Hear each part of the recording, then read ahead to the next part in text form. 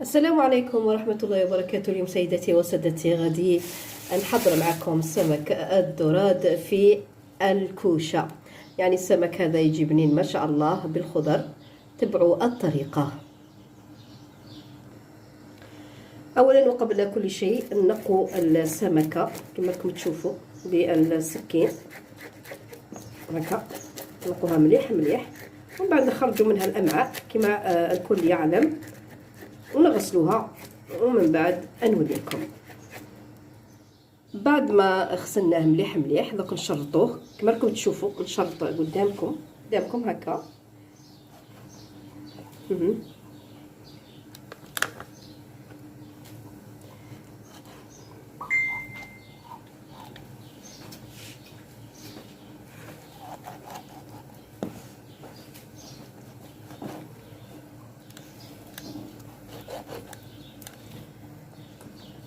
نكملوا كاع هكا يعني الحبات تاع الحوت عندي 3، ومن بعد نقول لكم واش ديروا. درك نجيبوا الاشوار شنو نديروا فيها سيدتي سادتي. نديروا فيها الثوم كما راكم تشوفوا، هو الثوم يعني بالثوم يجي شباب ما شاء الله. نقطعوا الثوم ونزيدوا المعدنوس، قبضه مليحه تاع معدنوس هكا، ونزيدوا الطماطم، حبه تاع طماطم، وايضا البصل. ما تكثروش البصل، بصل راه غالي، انا ندير غير تاع الشط صراحه هكا. ومن بعد ندير لي زيبيس، الحرور، الحمراء، الكرويه، الكمون نعم. وايضا اللي تبغي زعما كما نقولوا حنا دير اي تابل يعجبها ديرو. انا نبغي راس الحانوت، نموت على راس الحانوت أنا، يعني جل الاطباق ندير فيهم راس الحانوت.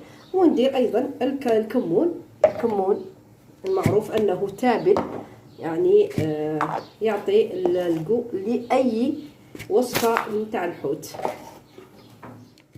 ندير الكمون كما راكم تشوفوا، ايضا الملح باش نتبلوه، ونزيدوا شويه خل، شويه متكثروش، وايضا الزيت، شويه زيت.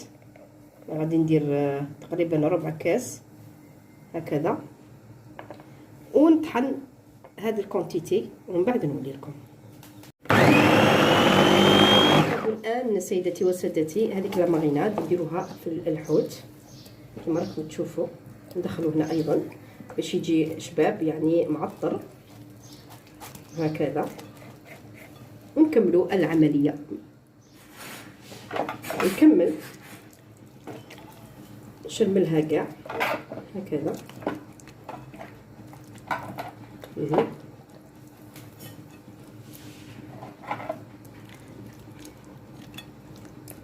كنت زدت شويه زعفران نسيتو يعطي لون جميل جدا لهذا السمك.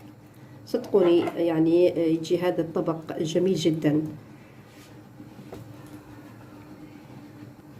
من جهه نوجد البطاطا نرققها يعني طبقات رقيقه جدا.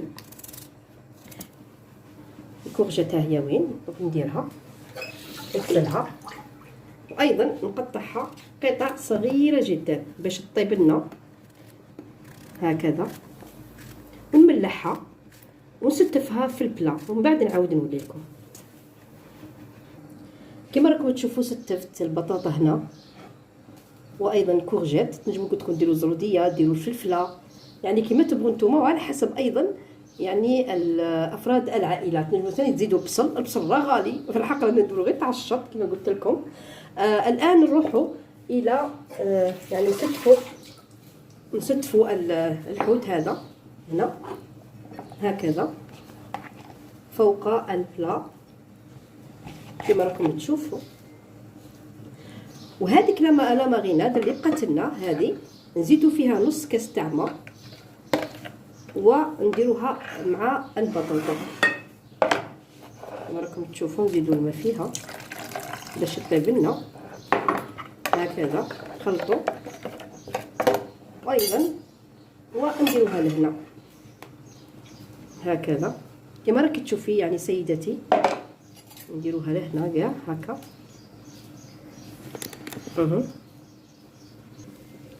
نشبعها بالليم هكا شرائح الليمون ونغطيها بالبابي ومن بعد نزيدو الالومنيوم ونخلوها تطيب في الكوشه. ومن بعد كي تطيب من التحت نقلعوا البابي ونطيبه ايضا من الفوق. ومن بعد نوريكم في طبق التقديم. وهذا هو سيدتي وسادتي البلان تاعنا ما شاء الله يجي شباب. حضروه واعطوني الخبر. لا تنسوا الاشتراك في القناة وتفعيل الجرس ليصلكم كل جديد.